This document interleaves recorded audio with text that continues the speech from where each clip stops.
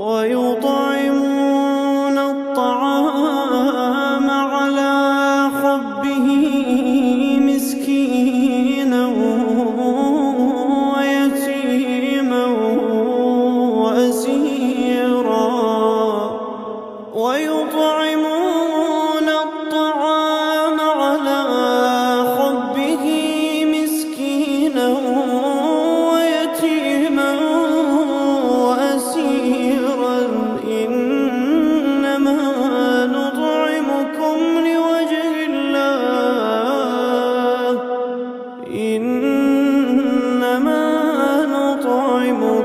لوجه الله لا نريد منكم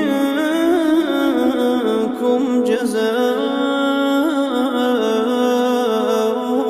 ولا شكورا